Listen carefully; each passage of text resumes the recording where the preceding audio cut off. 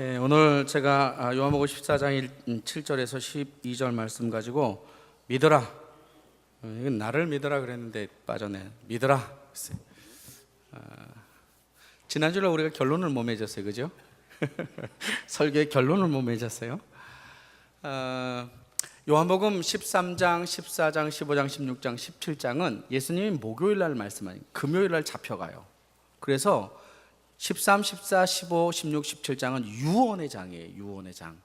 예수님이 잡혀가시기 바로 전날 제자들에게 너희들은 최소한 이렇게 살았으면 좋겠다라고 유언한 내용이 오늘 13, 14, 14, 15, 16, 17장에 들어있는 거예요. 특별히 13장에서 내가 너희를 떠나간다 라고 얘기를 했어요. 그러니까 제자들이 깜짝 놀랐고, 떠나가게 되는 그 원인이 너희 중에 나를 팔자가 있을 것이다. 배신자가 나온다는 거예요. 그 공동체 안에서 배신자가 나온다는 거예요. 그리고 베드로가 그 배신자가 누굽니까? 내가 절대로 못 떠나게 할 거예요 라고 했더니, 이놈아 너는 나를 부인할 거야 라고 이야기를 하죠. 그러니까 공동체가 쑥대밭이 되었던 거예요. 그러니까 그들이 근심할 수밖에 없었죠. 염려할 수밖에 없었고 놀랄 수밖에 없었죠. 그러던 제자들에게 예수님이 두려워하지 말라, 걱정하지 말라, 근심하지 말라라고 말씀을 하신 거예요. 얘들아, 너희가 근심하지 말아야 할 것은 내가 너희를 위하여 다시 갔다 천국을 예비하고 돌아와서 너희를 데려갈 거야. 이 땅에 있는 모든 것들이 너희를 지키지는 못하지만 내가 너희를 지켜줄게 라고 얘기했더니, 도마가 주님이 가시는 것도 모르는데 우리가 어떻게 그 길을 알 수 있겠습니까? 그랬더니 내가 곧 길이요 진리요 생명이다. 나만 믿어라, 나만 따라라 라고 이야기를 한 거예요. 제자들이 근심할 수밖에 없었던 것, 제자들이 염려할 수밖에 없었던 것, 우리가 근심할 수밖에 없는 것은 사실은 믿음이 없기 때문인 거예요. 그래서 예수님이 오늘 두 번째 메시지를 던지는 거예요. 제자들에게 너희들이 근심하는 것은 단순히 염려하고 걱정하고 근심하는 것이 습관이 아니라 그것이 믿음이 없기 때문이다 라고 말하는 거예요. 그래서 지난 주일날 우리가 염려하지 않으려면, 베드로가 자기가 그 자리에 있었거든요. 자기가 경험했을 때 베드로가 그 자리에 있었는데, 베드로는 이렇게 말하고 있어요. 베드로전서 5장 7절에 너희 염려를 다 주께 맡기라, 이는 그가 너희를 돌보심이라. 우리가 염려하지 말아야 하는 것은 우리가 우리의 염려를 주님 앞에 다 맡길 때 주님이 우리를 책임져 주시는 거예요. 그러니까 살인하지 말라, 간음하지 말라, 도적질하지 말라라는 그 명령과 똑같이 염려하지 말라, 놀라지 말라, 두려워하지 말라라고 한 그것을 그렇게 하면 죄인 거예요. 왜 죄예요? 예수 그리스도 하나님을 믿지 못하기 때문인 것이죠. 따라서 예수님은 제자들에게 그렇게 이야기하고 도마와 이야기를 나누는 중에 빌립이 또 한번 이렇게 뚝 튀어나온 거예요. 빌립이 뭐라고 하냐? 주님 좋습니다. 무슨 말씀 하시든지 다 좋으니까 그러면 하나님 한 번만 보여주면 내가 만족할게요 라고 이야기를 하는 거예요. 오늘 보면 8절에 보면 빌립이 이르되 주여 아버지를 우리에게 보여주옵소서, 그리하면 족하겠습니다 이렇게 얘기하는 거예요. 그러니까 예수님이 뭐라고 말씀하시느냐? 야, 아버지를 보는 것, 그리고 너희가 내가 아버지를 보여주는 것, 이 모든 것들의 문제는 믿음의 문제다라고 말하는 거예요. 그래서 오늘 보면 11절, 내가 아버지 안에 거하고 아버지께서는 내 안에 계심을 믿으라. 그렇지 못하겠거든 행하는 그 일로 말미암아 나를 믿으라. 한국 번역 성경에는 믿으라는 단어가 중간에 들어가고 마지막에 들어가 있지만, 헬라어 원래 성경, 그리스어 성경에는 믿으라, 나를, 내 아버지가 나와 함께 하는 걸, 그리고 내가 하는 그 일을 믿으라. 그래서 처음과 마지막에 믿으라라고 하는 피스티스라고 하는 단어로 처음과 마지막을 장식하고 있어요. 그 얘기는 무엇이냐?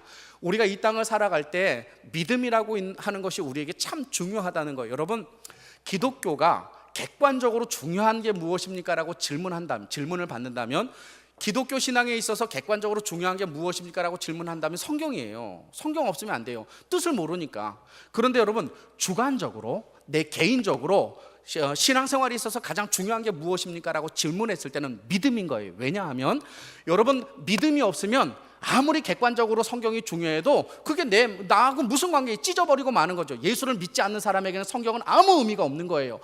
내가 믿음을 가지고 있을 때 성경이 의미가 있고 하나님이 의미가 있고 예수가 의미가 있는 거예요. 그래서 주관적인 신앙에 있어서 무엇이 가장 중요한 것이냐라고 질문을 받으면 그것은 단연 믿음인 거예요. 우리가 믿을 때 성경과 예수 그리스도와 하나님을 믿을 수 있기 때문이죠. 그래서 믿음은 신앙생활의 기초인 겁니다. 믿음은 신앙생활의 기초. 그거 없으면 우리는 아무 의미도 없는 것이죠. 그래서 예수님이 염려하고 걱정하고 두려움에 떨고 있는 그들에게 믿음에 대한 이야기를 하면서 왜 믿음이 우리의 삶의 기초인가를 세 가지 관점에서 제가 이렇게 풀어내려고, 왜 믿음이 우리의 삶에 있어서 기초일까라고 하는 거예요. 첫 번째 7절 같이 한번 읽겠습니다. 시작. 너희가 나를 알았더라면 내 아버지도 알았으리로다. 이제부터는 너희가 그를 알았고 또 보았느니라 라고 되어 있어요.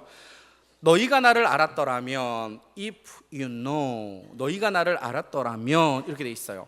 그건 모른다는 얘기죠. 예수님과 예수님의 제자가 지금 3년 동안 동행하고 있어서 내가 너희와 오랫동안 이렇게 함께 왔는데 너희가 나를 몰라, 너희가 나를 알았더라면 그럼 누구도 알 수 있느냐? 오늘 본문 7절에 보면 내 아버지도 알았으리로다 라고 말하는 거예요. 그러니까 지금 제자들은 예수님도 모르고 하나님도 모르는 거예요.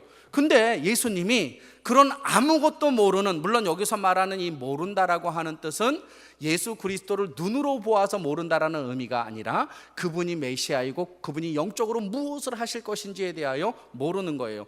여러분, 이 중에는 지금 여기 앉아서 이렇게 예배를 드리지만 습관적으로 내지는 모르지만 그냥 와서 이렇게 앉아있는 사람들도 있어요. 교회 그냥 나오던 습관, 심지어는 모태신앙인임에도 불구하고 구원의 확신 없이 그저 계속 왔다 갔다 했으니까 그 자리에 앉아있을 수도 있어요. 어떤 분은 누구 때문에 온다고요? 저 때문에. 이렇게 잘생긴 제 얼굴 한번 보고 힘을 얻으려고. 김영 성도님 아닌가? 남편이 더 좋지. 참 이상하지요. 같이 있는데도 모를 수도 있다는 거예요. 여러분 남편의 마음을 아내가 알까요? 아내들이요, 남편의 마음을 아시나요? 네. 남편들이 얼마나 지금 척박한 세상 속에서 처절하게 싸우고 자식과 아내에게 보이지 않으려고 얼마나 눈물을 흘리면서 이렇게 좀 뭐랄까 의젓하게, 사실은 그 속은 깨어지는 그릇이요. 그럴 때 한번 위로하고 격려하면 얼마나 좋을까. 아내도 역시 마찬가지 아닐까. 사실은 예수님과 함께 지냈지만 예수님이 보기에 그들은 예수님도 하나님도 모르는 거예요. 그러면 절망이잖아요. 근데 예수님은 이상한 거예요. 왜 이상하느냐? 오늘 7절에서 너희가 나를 알았더라면 내 아버지도 알았으리로다. 이제부터는 now, 이제부터는 너희가 그를 알았고 또 보았느냐. 완료형이에요. 이미 너희가 이제 지금, 그전에는 너희가 나를 몰랐어도 관계없어. 그전에는 너희가 나를 안 알았어도 관계없어. 그전에는 너희가 어떻게 살았는지 그건 나에게 중요하지 않아. 그러나 이제부터는 너희가 알게 될 것이고 너희가 그렇게 될 거라고 주님 말씀하시는 거예요. 여러분, 믿음이 기초인 것은 무엇이냐면 우리가 믿음을 가질 때 나를 만들어 가시는 하나님을 볼 수 있기 때문에 그런 거예요. 우리가 그전에 무엇을 했던지 어떤 모습으로 살았던지 주님은 중요하게 생각하지 않아요. 왜냐하면 이제부터는 내가 너희를 만들어 갈 수 있기 때문에 그런 거예요. 빌립이 그랬죠. 여러분, 빌립이라고 하는 사람이 뭐라고 그래요? 주님은 하나님을 보여주세요, 하나님을 보여주세요라고 이렇게 요청을 했어요. 그런데 여러분, 빌립이 누구예요? 요한복음 1장에 가보면 빌립이 예수님을 만났어요. 사도 요한과 그리고 안드레가 예수님을 만나서 야, 당신은 정말 메시아입니다. 그리고 안드레가 자기 형제였던 베드로에게 쫓아가서 베드로를 데려왔단 말이에요. 그리고 나서 이 세 사람이 거닐고 있을 때 빌립이 있었고 예수님은 빌립에게 따라오라고 말씀했고 빌립도 예수를 그 자리에서 믿고 따르기로 결정을 했어요. 그런데 빌립이 잘 알았던 사람이 있었던 거예요. 그게 누구냐면 나다나엘이라고 하는 사람이었어요. 나다나엘이 무화과나무에서 경건 훈련을 하고 있을 때 이 빌립이 나다나엘에게 가서 야, 기가 막힌 뉴스가 하나 있어, 빅 뉴스가 하나 있어. 그 뉴스는 뭐냐? 드디어 그가 오셨어. 그가 드디어 오셨어. 메시아가 오셨어 라고 이야기를 한 거예요. 그러니까 나다나엘이 어디에서? 나사렛에서 오셨어. 무슨 그런 얘기 뻥치지 마라. 나사렛에서 무슨 선한 것이 나올 수 있겠느냐? 나사렛에서는 그런 거 나올, 예루살렘이나 갈릴리나 아니 다른 어떤 곳에서 나올 수 있겠지. 이렇게 여러분, 안중에서도 위대한 자가 나올 수 있을까요? 누가 위대한 자죠? 쑥스럽다. 이거 의도된 것 같은 느낌이. 아니 여러분, 당신이죠, 당신. 여러분, 이 땅을 살아갈 때 우리는 어디에서 있느냐보다 누구와 함께 있느냐가 중요한 거예요. 그래서 빌립이 대단한 믿음의 그 고백을 하죠. 뭐라고 그랬냐면 Come and see, 와서 봐 그랬어요. 와서 봐. 내가 어디 갔더니 명품이 말이지, 이 명품 가방이 1,000만 원짜리가 100만 원밖에 안 해. 에이 거짓말, 그 진짜야? 에이 못 믿겠어. 그럼 우리가 뭐라고 그래요? 와봐. 그리고 와서 봐봐. 그러면 돼 라고. 믿음이 대단하죠. 믿음이 대단. 예수 이제 막 믿었는데 믿음이 대단해요. 근데 참 희한한 건 뭐냐면, 교회 믿음 생활을 하다 보잖아요. 그러면 믿음 좋을 때가 언제예요? 막 예수 믿을 때. 물불 안 가려. 너무 뜨거워. 누가 제일 많이 봉사해요? 이제 막 예수 믿을 때. 누가 제일 많이 봉사 안 해요? 조금 더 믿었을 때. 조금 더 가면 안 믿어. 그래서 얼마나 뺀질뺀질 거리는지, 이렇게 일 시키려도 너무 힘들어. 근데 빌립이 대단. 근데 6장에 가보면 예수님과 함께 거닐면서 그의 인생을 예수님께 배우고 함께 동고동락했는데 6장에 오병이어의 사건가 나오잖아요. 근데 예수님이 빌립에게 물어본 거야. 빌립아, 여기 있는 이 5천 명이 넘는 이 사람들에게 우리가 밥을 어떻게 먹일까 그랬더니 빌립이 머리를 굴리네. 와서 보라라고 믿음의 담대함을 얘기했던 그 빌립이 계산을 하는 거예요. 계산을. 예수님, 여기 있는 사람 먹이려면 200데나리온이 필요해. 지금 안 되겠어요 라고 이야기한. 이상하죠. 그렇게 믿음으로 고백했었던 그가 어느 날 갑자기 계산하기 시작한 거예요. 예수님이 말했어요. 얘들아, don't worry, be happy. 두려워하지 말고 행복해라. 나만 믿으라. 그럼 너 걱정하지 말라, 근심하지 말라라고 그랬어요. 그랬더니 뭐라 그래? 계산하는 거예요. 내가 근심하지 않으려면 어떻게 되지? 하나님 보면 되겠다. 하나님 보여주실래요? 하나님 보여주실래요? 근데 여러분, 그 사도행전 8장에 가보면 싸움이 되대. 신학자들의 싸움이 있는데, 사도행전 8장에 빌립 집사가 등장해요. 근데 이 빌립 집사가 오늘 성경에 등장하는 사도 빌립이냐 아니면 집사 빌립이냐 가지고 신학적으로 많이 싸움을 하는데, 우세는 집사일 것이다가 우세지만 이 빌립을 예수님의 제자다라고 이렇게 주장하는 사람도 있어요. 만약에 예수님의 제자가 빌립이라고 한다면, 그걸 떠나서라도 사도행전 8장에 무슨 내용이 있느냐면, 빌립이라고 하는 한 친구가 사마리아 성, 이방인 땅에 가서 복음을 전해요. 그러니까 이방인 땅에 있는 사람들이 그 복음을 받아들여서 그들이 기쁨을 누리게 되죠. 그러니까 빌립, 그 성경에는 뭐라고 되어 있냐면, 빌립으로 말미암아 사마리아 성이 기뻤던 거예요. 사마리아 성 온 데가 다 기쁜 거예요. 그런데 어느 날 갑자기 성령이 오셔가지고 빌립에게 뭐라고 해요? 떠나가라 그래요. 떠나가라. 이게 쉽게 떠나갈 수 있는 이야기일까요? 그거 쉽지 않은 거예요. 제가 이렇게 목회를 열심히 잘하고 이렇게 성장하고 있는데 갑자기 와가지고 너 그 자리를 떠나가라 그러면 제가 뭐라고 그럴까? 진경호기를 보내세요 이렇게 얘기하겠지. 제가 왜 떠나가요? 주님 조금만 더 저에게 기회를 주세요. 저는 찬스가 필요해요. 할 수 있지 않겠습니까? 근데 빌립이요, 아무 얘기도 하지 않고 떠나가. 어디로 인도하느냐면 광야로 인도하는 거. 그럼 한마디 얘기해야 되잖아요. 우리는 믿음 생활하면서 머리를 잘 돌리잖아요. 계산. 왜 하필이면 광야야? 광야에 사람도 없는데 목회하려면 그래도 사람 있는 곳에 가야 되는 거 아니야? 근데 광야로 보내요. 근데 계산하지 않고 어디로 가느냐? 광야로 가. 그리고 거기서 에디오피아 내시를 만나는 거예요. 참 희한하죠. 여러분, 우리가 연약하고 계산했던 이런 모습들이 사도행전 2장을 거치면서 어떤 사람으로 바뀌느냐? 계산하지 않고 믿음의 사람으로 바뀌어요. 우리가 믿음을 가지고 있어야 하는 것은 무엇이냐면, 나와 같이 연약한 자를 만들어 가시는 하나님을 볼 수 있기 때문에 그래요. 만약에 우리가 믿음이 없잖아요. 그럼 나를 만들어 가시는 하나님을 볼 수가 없어요. 참 이상하죠. 그래서 우리가 이 땅을 살아갈 때 하나님이 나를 만들어 가시는 것을 볼 수 있는 것이 믿음이기 때문에 믿음이 기초인 거예요. 두 번째, 오늘 본문에 보니까 그 10절에 내가 아버지 안에 거하고 아버지는 내 안에 거하는 것을 내가 알지 믿지 않느냐.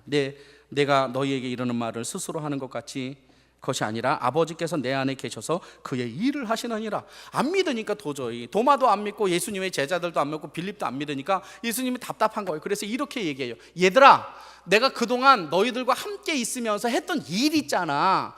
가나의 혼인잔치에 물이 포도주로 바뀌는 게 이게 사람이 할 수 있는 일이냐? 이게 38년 동안 고치지 못한 병을 가지고 있었던 사람을 고쳐준 게 이게 사람이 하는 일이냐? 이거요. 죽었던 나사로가 살아나는 게 이게 사람이 하는 일이냐? 사람이 하는 거가 일이 아니지 않느냐?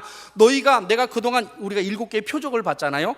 그 표적 속에서 사람이 하지 않는 일을 내가 너희에게 보여줬는데 너희는 그 일을 통해서 하나님을 못 보느냐라고 이야기하는 거예요. 참 재미난 건 뭐냐면 이런 거, 우리도 똑같아요. 믿음이 없잖아요.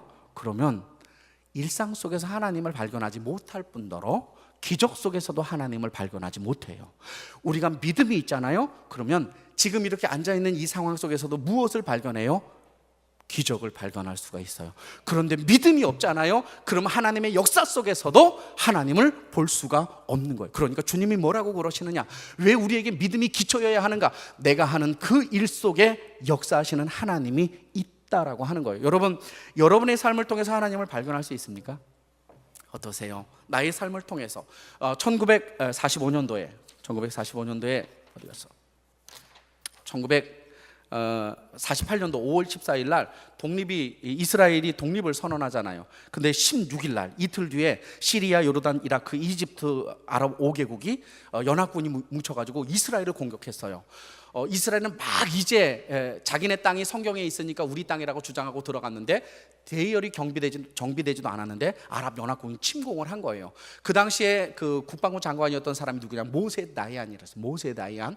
이 모세 다이안이 도저히 이겨낼 수가 없는 거예요. 아랍 지역이 전쟁을 벌이니까. 그러니까 국민들 앞에서 뭐라고 그랬냐? 우리는 기도할 것밖에 없다라고 얘기했어요. 그래서 온 국민이 그 연합국에 맞서서 기도하기 시작했어요. 근데 참 놀라운 일이 벌어졌는데 그 일이 뭐냐면 아랍의 전차부대, 아랍의 탱크 부대가 막 이렇게 쫙 오는데 그 아랍의 탱크 부대가 일시에 떠나버렸어요. 그래서 6일 전쟁이라고 그러는데 왜 돌아갔느냐 하면 말벌이 어디에서 왔는지는 모르지만 말벌들이 탱크를 습격해가지고 탱크 안에 있는 사람들 다 쪼아버렸어요. 그리고 그 탱크를 그대로 놓고 아랍 연합국이 도망가버려. 6일 전쟁은 아주 그 아랍 전쟁에서 유명한 전쟁인데 승리하게 되었어요. 타임지에서는 이렇게 보도하고 있어요. 하나님이 이스라엘 백성을 도우셨다, 이렇게. 그러나 아랍은 재수 없어서 벌 때문에 전쟁에 지고 말았다 그랬어요. 근데 여러분 신명기 7장 20절이나 여호수아서 24장 12절에 보면 하나님이 왕벌을 보내사 너희의 칼과 창으로 아닌 내가 너희를 이기게 하겠다라고 주님 말씀하셨어요. 참 이상하지요. 믿음이 있으면 내 삶 속에 역사하는 하나님이 보여요. 믿음이 없으면 기적 속에서도 하나님을 못 봐요. 우리가 이 땅을 살아갈 때 왜 믿음이 필요할까? 왜 믿음이 기초여야 하는가? 그 믿음이 하나님을 보여주는 놀라운 통로이기 때문에 그렇다는 거예요. 마지막으로 세 번째, 오늘 본문 속에서 예수님이 그런 말씀, 그의 일을 통해서 나를 바라라고 말씀하시면 12절, 내가 진실로 너희에게 이르노니 나를 믿는 자는 내가 하는 일을 그도 할 것이요 또 그보다 큰 일도 하리니 이는 내가 아버지께로 돌아감이라. 이렇게 내가 이제 구속의 사역을 완성하고 아버지께로 돌아갈 거야. 그런데 얘들아, 너희들이 참 믿음의 신자가 되어야 돼. 왜 신자가 되어야 하느냐면 내가 지금 하는 그 일을 너희가 할 것이요 더 놀라운 것은 이보다 더 큰 일을 하게 될 것이야 라고 말씀을 하신 거예요. 그런데 오늘 본문 12절에 내가 진실로 이렇게 여러분 히브리 문법에서 비교급 없다고 그랬죠. 최상급 없다고 그랬죠. 강조하려면 뭘 한다고? 반복한다고 그랬어요. 내가 진실로 이르노니 그래도 돼요. 그럼 진실로 이르는 거. 근데 내가 진실로 강조한 거예요. 여기에다가 내가 진실로까지 들어가면 최상급이 되는 거예요. 그러니까 너희들 믿어라. 내 말이잖아. 예수의 말이잖아. 내가 진실로 내게 말할 텐데 너희가 나와 같은 일을 하게 될 거야. 그리고 나보다도 더 큰 일을 하게 될 거야 라고 예수님이 그에게 이렇게 얘기하는 거예요. 9시 예배에서는 좀 그랬었는데 박 집사님, 김 집사님 이름을 또 박 집사로 바꿨네. 아내의 성으로 바꿨네.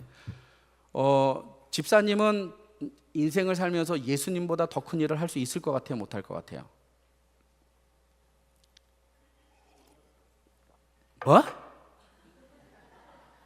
뭐라고? 예수님이 지금 뭐라고 그랬어? 할 수 있다, 할 수 없다? 다시 물어볼게. 진실로 집사님은 예수님보다 더 큰 일을 할 수 있을 것 같아요? 못할 것 같아요? 똑바로 쳐다봐 나를. 있을 것 같아? 못할 것 같아? 그따위 소리 하지 말고, 그런 애매모호한 얘기 하지 말고, 할 수 있다, 할 수 없다. 그래, 할 수 있어. 이게 예수님의 말이니까 그래요. 여러분, 잘 들으셔야 돼요. 우리가 예수님보다 위대한 자가 된다는 얘기예요? 우리가 예수님보다 믿음이 큰 자가 된다는 얘기예요? 아니요. 예수님이 하시는 그 일을 우리도 하는데 그보다 더 큰 범죄의 일. 범죄가 뭐예요? 예수님은 유대 땅에서만 살았어요. 다른 데 여행 안 갔어요. 근데 우리는, 바울은 어디로 갔어요? 유럽으로 갔잖아요. 베드로는 로마로 갔잖아요. 우리는 어디로 가요? 안중에만 있어요. 서울로도 갈 수 있고 다른 어떤 곳으로 가서 주의 복음을. 여기서 말하는 것은 너희들이 나보다 더 큰 범주를 뛰어넘어 일하게 될 것이다 라고 주님이 말씀하신 거예요. 근데 참 희한한 거예요. 무슨 일이냐면 지금 이들은 믿음이 없어요. 예수님이 보시기에. 하나님 보여주시면 족하겠습니다. 주님 어디로 가는지 우리가 어떻게 알겠습니까? 라고 한 그에게 주님이 뭐라고 그러느냐면, 나는 이제 갈 건데 내가 분명히 너희에게 말할게. 확실하게 말할게. 이건 믿어야 되는 거야. 그 믿음이 뭐냐? 너희가 나보다 더 큰 일을 하게 될 거야 라고 말하면서 그 믿음 없는 그 자들을 기대하시는 거예요. 믿음 없는 그 자들을 기대하시는 거예요. 참 이상해요. 뭐가 이상하냐면, 내게 믿음이 있으면 나를 기대하시는 하나님이 보여요. 근데 내게 믿음이 없잖아요. 그러면 좌절하고 자빠지고 낭망하고 나는 아무것도 할 수 없다라는 생각들밖에 나에게 일어나지 않는 거예요. 왜 믿음이 기초냐? 내가 믿음을 가지고 있잖아요. 그러면 이렇게 범죄하는 나도, 연약한 나도, 무능력한 나도, 그래 주님이 나를 기대하시는데 내가 그 일을 할 수 있지라고 우리가 믿음을 발휘할 수 있어요. 그런데 만약에 믿음이 없다, 믿음이 기초가 안 된다, 내가 보이는 것이죠. 저는 목회할 때 그런 생각만. 여러분, 이 중에서는 제가 자꾸 잘났다, 뭐 훌륭하다 이렇게 얘기하지만 그 얘기 들을 때마다 나는 너보다 더 잘생겼다 이렇게 얘기하는 분이 분명히 있을 거예요. 아닐 것 같아요. 옆 사람 보고 너다 이렇게 한번 주시면, 아유, 그래, 그런 얘기도 할 수 있죠. 그래, 너는 잘생겼다. 근데 난쟁이 똥자루만 해. 뭐 이런 얘기 또 할 수 있죠. 안 그렇겠어요, 여러분? 뭔 또 주여요? 주여는 왜 주여가 나와, 거기에?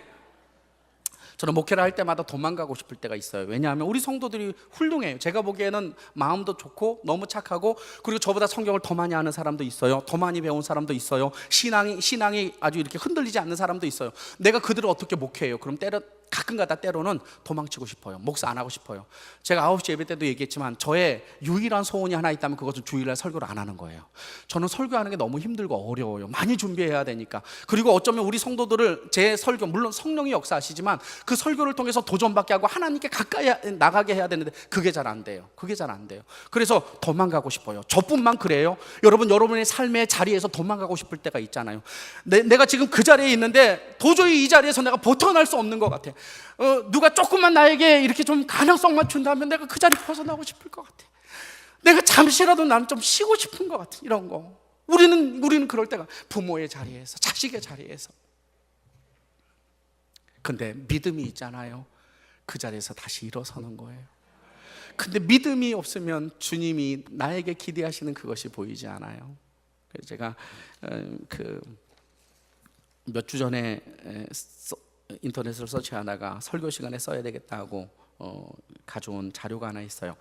어머니의 사랑 이야기라는 글인데 인터넷 다음 사이트에서 발췌한 거예요. 여기에 보면 이런 내용이 있어요. 한 어머니가 처음으로 학부모 회의에 참석했을 때 유치원 교사가 말해 주었다. 아드님한테 다동증, 많이 움직이는 증상이 있는 것 같아요. 자리에 앉아서 3분을 채 견디지도 못해요. 병원에 가보시는 게 어떨까요? 라고 말했다. 그때 나는 무척 슬펐다. 그 아이가 자라서 초등학교에 입학했다. 학부모 회의에서 선생님이 어머니에게 말했다. 이번 수학 시험에서 아드님은 전체 50명 중에 49등 했어요.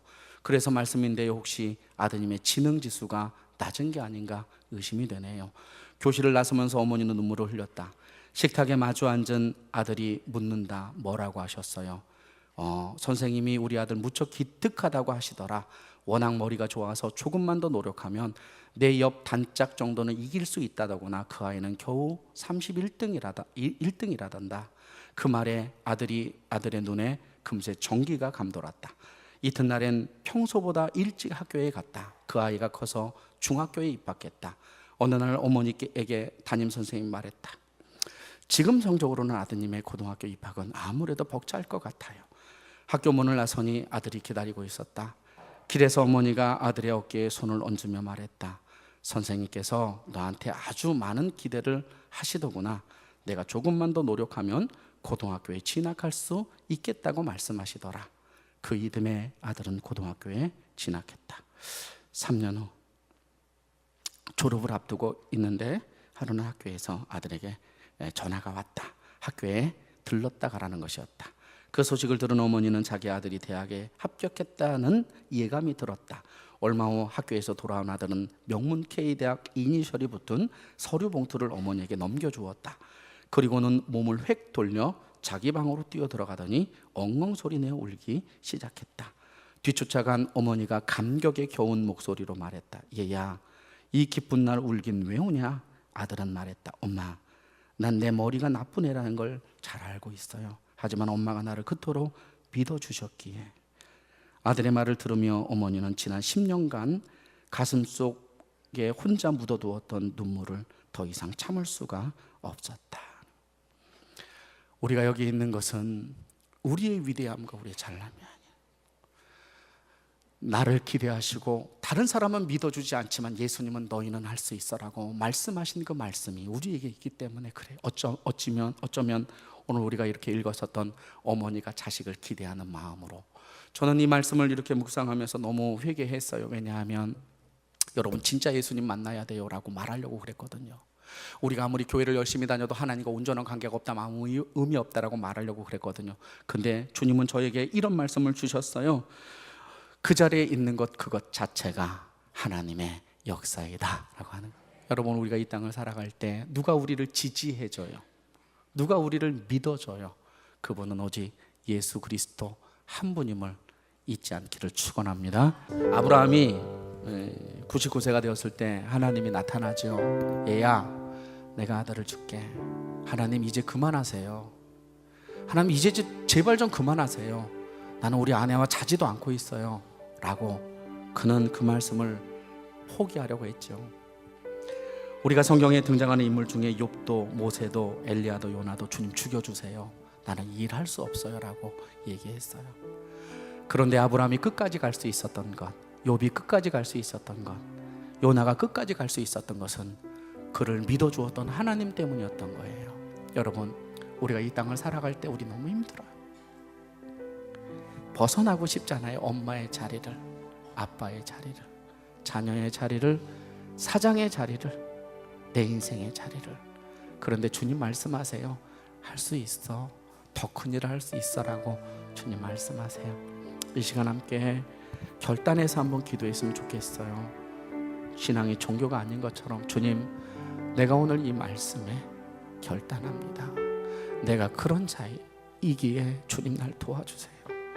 내가 다시 한번 믿음으로 일어서기를 원합니다. 그 마음이 드는 사람들, 정말 주님의 도우심이 필요한 사람들은 일어서서 함께 기도했으면 좋겠어요. 옆 사람들 눈치 보지 말고, 주님, 나는 지금 주님의 은혜가, 하나님만은 정말 주님의 은혜가 필요해요.